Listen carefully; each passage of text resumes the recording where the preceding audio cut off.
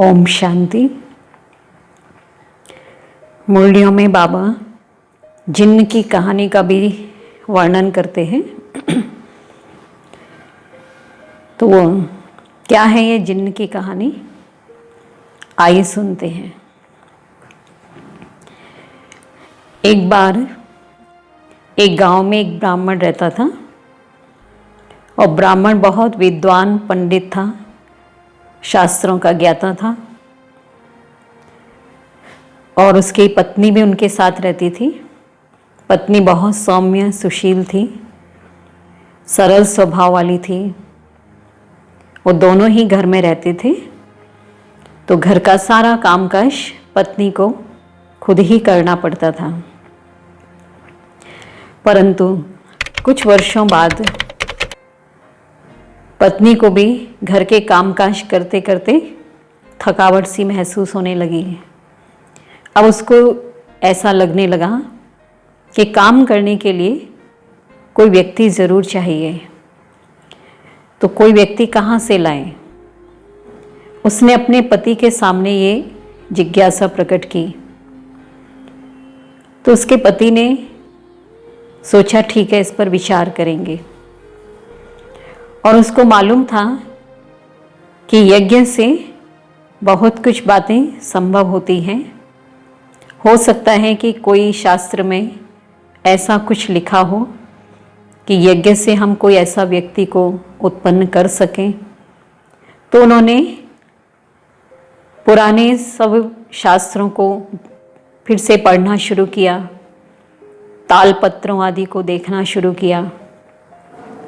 तो देखते देखते उसको एक ऐसा पत्र मिला जिसमें यज्ञ के माध्यम से जिन्न के प्रकट होने की बात थी।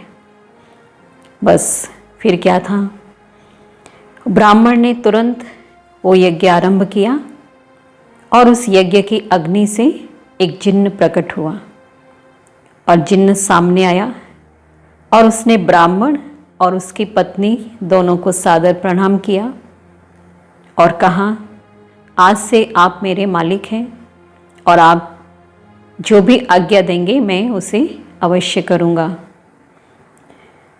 तो जिन्न ने कहा, ब्राह्मण ने कहा, बहुत अच्छी बात है ये तो ब्राह्मण ने कहा, हम आपको जो भी काम देंगे आप उसको कर सकेंगे।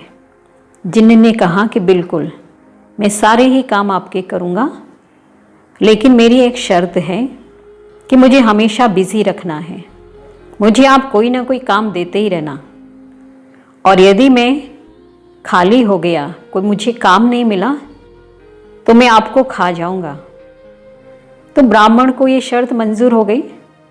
उसको तो लगा कि अभी तो बहुत सारे काम पड़े हैं घर में, तो कोई ना कोई काम में तो इनको बिजी रखा ही जा सकता है। तो उन्होंने घर का एक एक काम बताना शुरू कर दिया और जिन्न तो तुरंत ही सारे काम कर लेते थे। उन्होंने कहा, सारे घर की सफाई करो, तो उसने तुरंत सारे घर की सफाई भी कर दी। फिर बहुत सारे बड़े बड़े बर्तन आदि भी ला करके दे दिए कि अब इन सबको भी साफ करो। तो जिन्न ने वो काम भी तुरंत कर लिया। फिर वो सामने आकर खड़ा हो गया ब्राह्मण के कि स्वामी अभी और काम दीजिए। तो स्वामी ने, ब्राह्मण ने कहा, अच्छा अभी एक बहुत गहरा कुआं खोद दो। तो उस जिन्न ने तुरंत वो भी कर दिया, वरना उसको काम करने में देर नहीं लगती थी। और वो तुरंत वो काम पूरा करके फिर ब्राह्मण के सामने आ जाता था कि स्वामी अभी कोई काम दीजिए, काम दीजिए, नहीं काम मिलेगा तो मैं आपको ही खा जाऊंगा। अभी तो ब्राह्मण थोड़ा परेशान भी होने लगा कि ये सारे ही काम हो चुके थे, अभी क्या काम दें इसको। तुरंत उसको एक युक्ति सूझी और उसने कहा, ठीक है, ऐसा करो कि ये जो सीढ़ी है ना, तो आप इस सीढ़ी पर चढ़ो ऊपर, फिर नीचे उतरो, फिर ऊपर चढ़ो, फिर नीचे उतरो। ये आप तब तक करते रहो जब तक हम आपको दूसरा कोई काम नहीं बताएं।